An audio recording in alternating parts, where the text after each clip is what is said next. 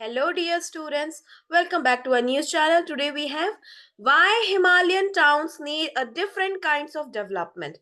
Now, first of all, what are Himalayan states? Students, Himalayan state it basically Himalayan ranges. It comprises of 11 states and 2 union territories. All right. So these Himalayan ranges is spread across 13 states and union territories, namely Jammu and Kashmir, Ladakh, Uttarakhand, Himachal, Arunachal, Manipur, Meghalaya, Mizoram, Nagaland, Sikkim, Tripura, Assam, and West Bengal. So these 11 state and 2 union territories consists of Himalayan ranges. All right. Now, Himalayan states students, these are beautiful ranges and they are filled with tall mountains, deep valleys, and stunning landscapes. So people have lived in these areas for centuries, mostly in small villages and close to nature. But in recent years, more and more people are moving to these areas because of urbanization. This means that cities and towns are growing and more buildings, roads, and businesses are being developed. And people come here for jobs, better schools, and hospitals, just like in bigger cities. All right.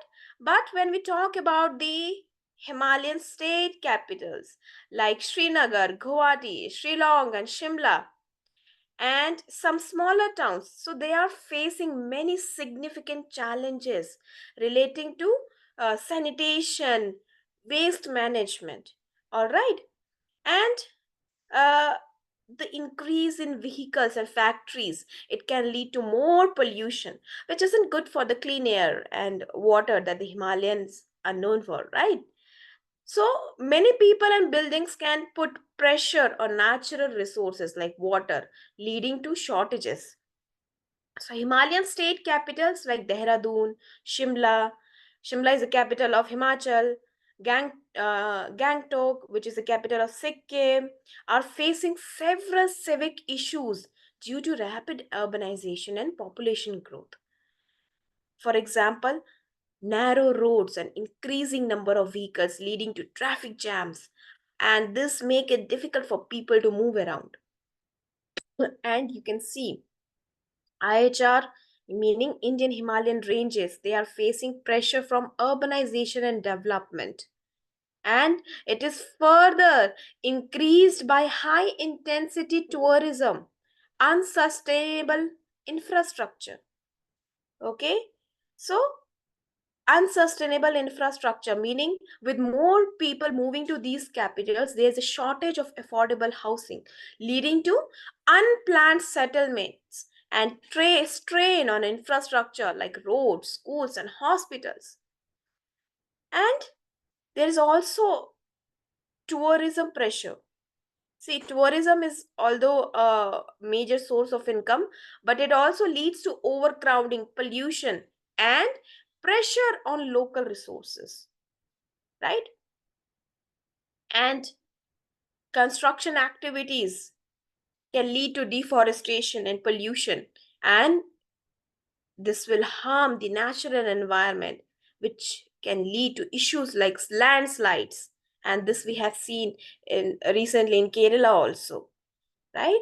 Because of heavy construction activities going on in Western Ghats, made it fragile, which was done in a fragile condition, fragile eco-sensitive areas. So this resulted in landslides, है ना? तो इसीलिए जो Himalayan range states है वहां पर planning के साथ कंस्ट्रक्शन की जरूरत है. ऐसा नहीं कर सकते कि कहीं भी मन हुआ वहां पर बिल्डिंग बना दी, वहां पे रोड निकाल दी. नो, बिकॉज द पोटेंशियल जो इसके साथ होगा, जो प्रेशर इसके साथ होगा, वो काफी ज्यादा हार्मफुल है. Okay, see, you can see in this paragraph it is mention this all these things, it has led to water scarcity, deforestation, land degradation, biodiversity loss, increased pollution, and these pressures have the potential to disrupt the lives and livelihood भी impact हो रही है. और tourism से तो और ज्यादा, चलो टूरिज्म एक तरीके से इकोनॉमी को सपोर्ट भी करता है, but what kind of tourism we need eco tourism, eco friendly tourism. Okay, कई बार क्या करते हैं, टूरिस्ट जाते हैं, लोकल सामान खरीदते हैं, या फिर चिप्स के पैकेट्स, प्लास्टिक इतना ज्यादा जनरेट करते हैं, वहीं पे डिस्कार्ड कर देते हैं। नो, सी हिमालयन रेंज का जो इकोसिस्टम है वो बहुत ज्यादा फ्रेजाइल है। Okay, so as a tourist, it is our responsibility wherever we are visiting, we have to make sure that we are not spreading any we are not generating any waste, and even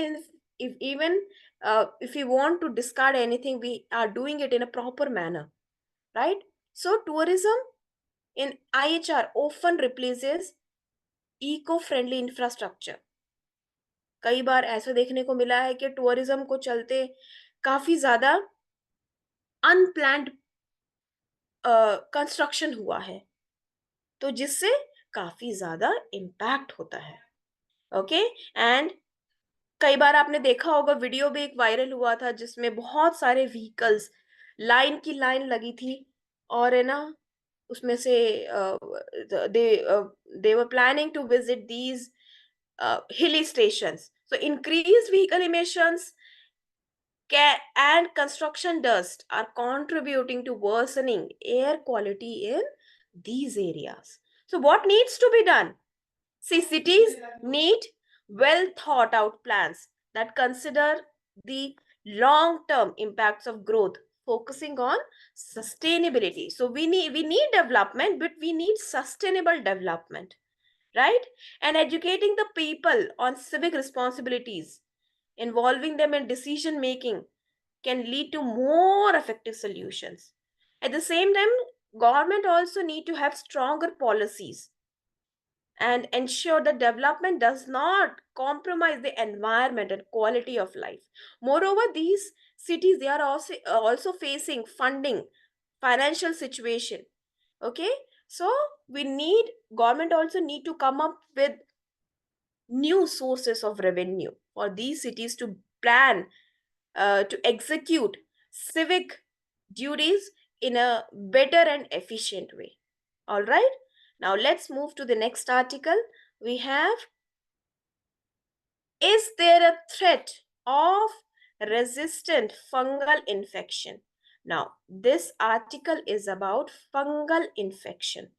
So, what is a fungal infection? Students, a fungal infection happens when harmful fungi is a type of organism, and when it grows or on or inside your body. So fungi are basically, they comes under the category of plants. Okay, so they are like tiny plants or mold, and they live all around us. They are like mold. You might have seen mold, right? And sometimes they can cause problems, especially if they grow too much.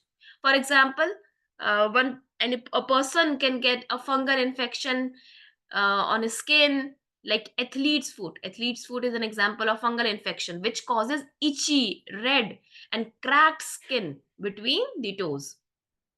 Or another example is yeast infection. So fungal infections can usually be treated with special creams, medicines, and by keeping the affected area clean and dry, because fungi, they thrive in wet and uh, un, dirty region. If you're not keeping hygiene, and so we can face this fungal infection. Okay, but this article is about resistant fungal infection, है ना? Resistant fungal infection, resistant का मतलब क्या होता है? That it is resisting the effect of medicine. Okay, so we are seeing the cases where people are suffering from fungal infection, but the medicine has no effect on these infection. Okay, medicines are not able to treat it. Okay, तो ये fungal infection चलता जा रहा है, and medicine जो वो use कर रहे हैं उसका कोई इफेक्ट नहीं हो रहा. So that is what a resistant fungal infection is. Now, an example of this infection, resistant fungal infection, is Trichophyton indotinae. Now, this is a type of fungus that causes skin infection like ringworm. Now, you might wonder, ma'am, ringworm se to lag raha hai kuch worm hai. No, but it is a fungal infection. See, ringworm jab hota hai, so it appears like something like this. Okay, a ring, right? And it can happen on any part of our body. So recently in India, some of these fungal infections have become harder to treat, meaning they have become resistant. And because the fungus has developed resistance to common antifungal medicines, this means that the usual medicines doctor prescribes aren't working as well as they used to. Okay, and this drug resistance is worrying because it makes infection tougher to cure, and it may take longer for people to get better.